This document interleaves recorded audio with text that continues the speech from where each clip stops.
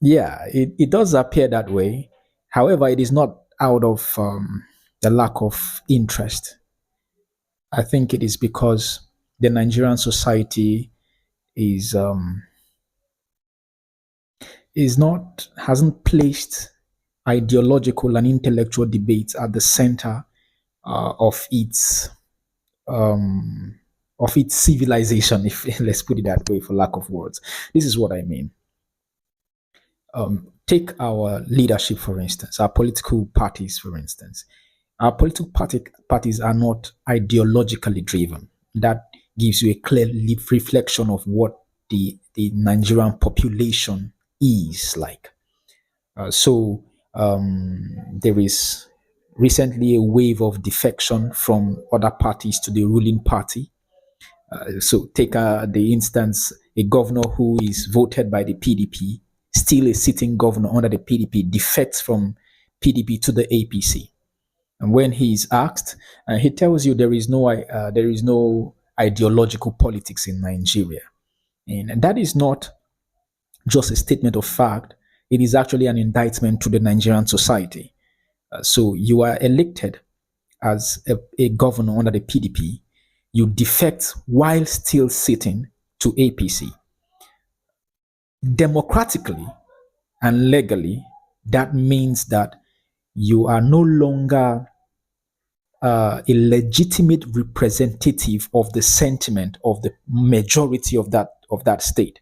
So if you are elected as a governor under the PDP, it means that the sentiment, the political position and sentiment of the majority of that state aligns with the PDP. Yes. So if you defect from PDP to APC, it means democratically, legally, you are no longer a legitimate representation of the majority of the people in that state. However, the population will not rise up against and protest against a governor who defected and still is sitting. If you take that case to court in Nigeria, it's going to stay for the next 10 years before judgment will come. I mean, in my opinion. So at the end of the day, it's as good as not taking it to court.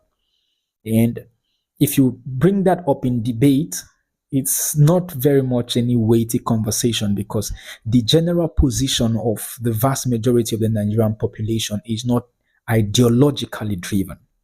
So having intellectual conversations become very difficult. I think that is the major reason why I don't tend to talk more about things happening within the country. Not as though there is no need or there is no interest to wanting to, but when it comes to intellectual conversations and intellectual debates, we within the country here, what tends to drive more is sentiments. What tend to drive more is those who can shout the most, and then those who can leverage opportunities. Just opportunistic. It's a very opportunistic society, not ideologically driven. So even during elections, debates don't hold a center frame in our elections.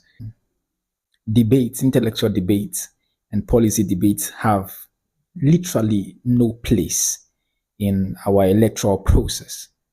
The population don't respond to that. What the majority of the population respond to is who can appeals them through gifts. So it's a more very sentimental driven from political atmosphere, which candidate can drop more money than which candidate actually has something worth saying and worth defending. And that also now translates to the kind of leaders we get.